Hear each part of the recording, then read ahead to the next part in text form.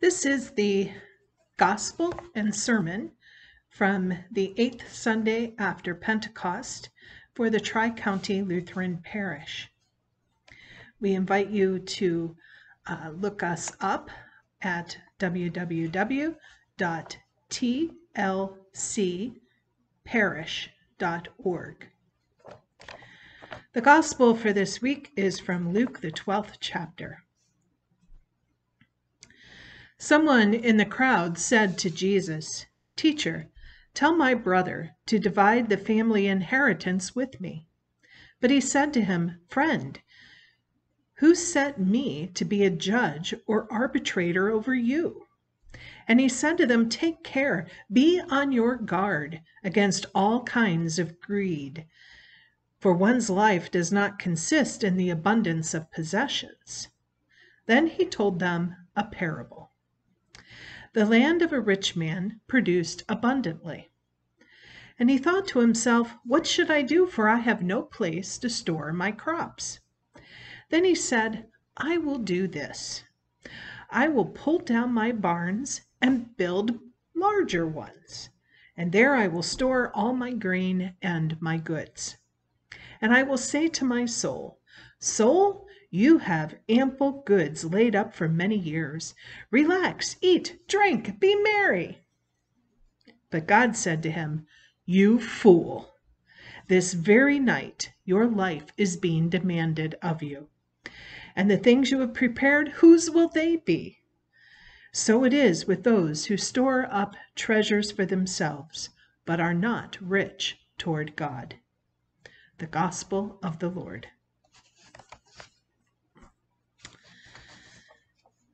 In the book The Testament by John Grisham, we have a story of greed and the love of money. It's about the distribution of the estate of an eccentric self-made billionaire among his children. His legitimate but estranged children are all portrayed as corrupted by their desire for the money that they believe they are entitled to following the death of their father. Yet there's a twist. There's an illegitimate daughter named Rachel who is a missionary in Brazil, and she is the one that he leaves his entire estate to. The plot turns around the actions of those who are blinded by money and the extent to which they will go in order to seize his fortune and power. In the midst of all of the twists and turns, Grisham explores the greed of some of the characters, but also the rather nonchalant attitude of Rachel, who has discovered a different way of living through her work in the jungles of Brazil. Money and the love of it is the primary subject and key plot line of countless novels, plays, and movies. Many of us have even experienced this type of disagreement while in the midst of grief. Sometimes it's over money, but it even happens over grandma's china or a favorite rocking chair. Like Grisham's novel, this section of Luke begins with a dispute over an inheritance. Jesus has been speaking to the crowd about the significance of bold declarations when someone from the crowd interrupts him, asking Jesus to settle a family dispute with regard to an inheritance. Jesus, ever the teacher, has seen into and beyond this man's question and moves the discussion right to the heart of the issue: greed and covetous desire to obtain property. As the characters and storyline from the Grisham novel indicate, this issue of greed and the lengths to which people will go to achieve prosperity remains as much an issue today as it was in Jesus' time. Jesus then tells the parable of the rich man with his full barns to bring home this lesson of greed. Jesus invites us into the world of this man who already has more than enough And now he has been blessed with even more, so much that he has so much he can't even store it all. He's not gained his wealth through unjust means like extortion or stealing. He's just been blessed through a great harvest, wise use of his resources, and good investment in lands that produce well. Can you place yourself in the shoes of this rich man? Most of us can if we are honest. We have roofs over our heads, food to spare in the cupboard, cars to drive, clothing, jobs, families, insurance, and many things that we don't even use or remember having. Go open up a closet you haven't looked in for a while. I'm sure you'll find some things. We too have been blessed through good harvest, wise use of our resources, and good investments. Our wealth was not gained through criminal behavior, but by God's blessing and hard work. The trouble with the rich man is not the amount of wealth that he had, but rather what he did with that wealth. When faced with an overabundance of goods, the rich man builds bigger barns to hold it all so that he can retire and enjoy life.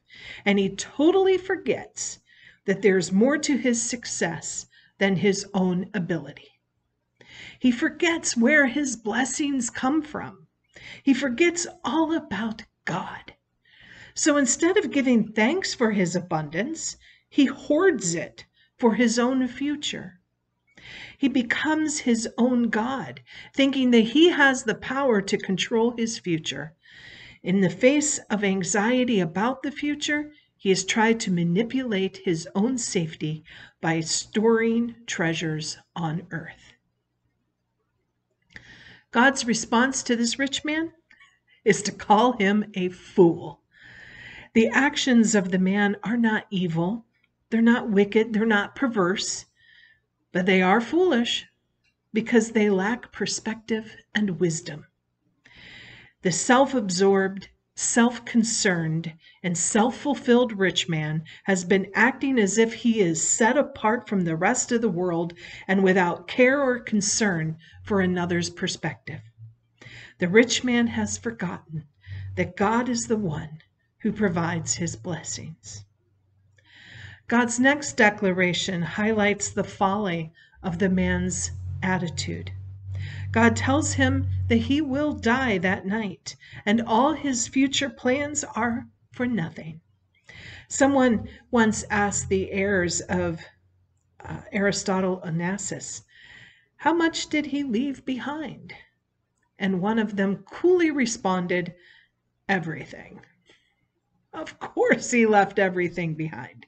Death, that eternal equalizer, shows the foolishness of the man's plans, as his grasping has no effect and all his plans become null and void.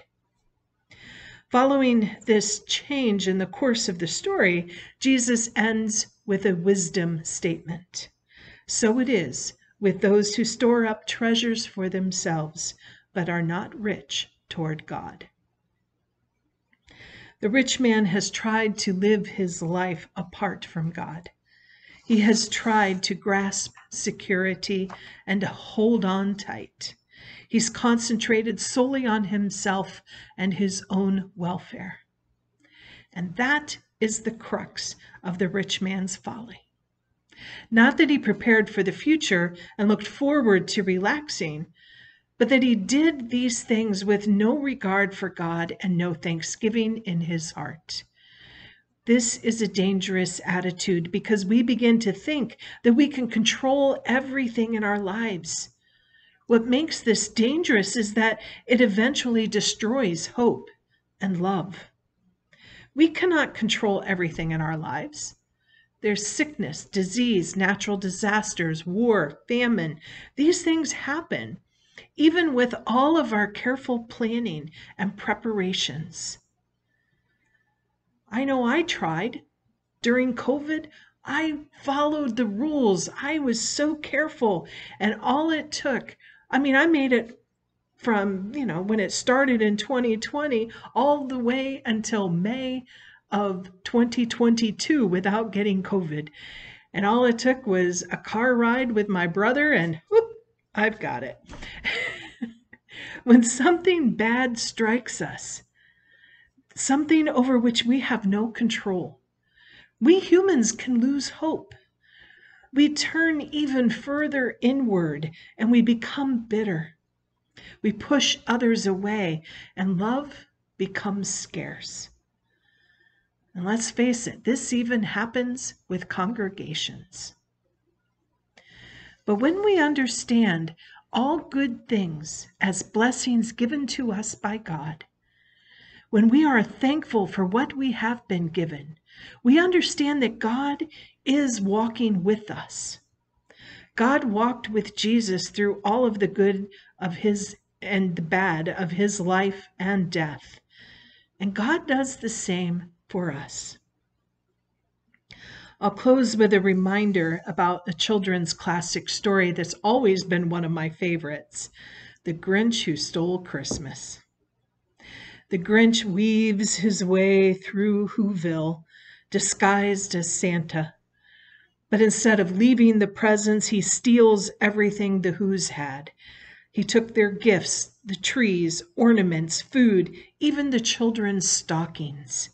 He stuffed it all up the chimneys, and he hauled it up to his mountain, where he waited to hear the cries when they discover that their Christmas celebration has been ruined. Instead, he hears the sound of the Whos singing a joyful Christmas song of celebration. In the end, the Grinch learns that Christmas resided not in things, but in the thankful heart. He could not steal their gratitude.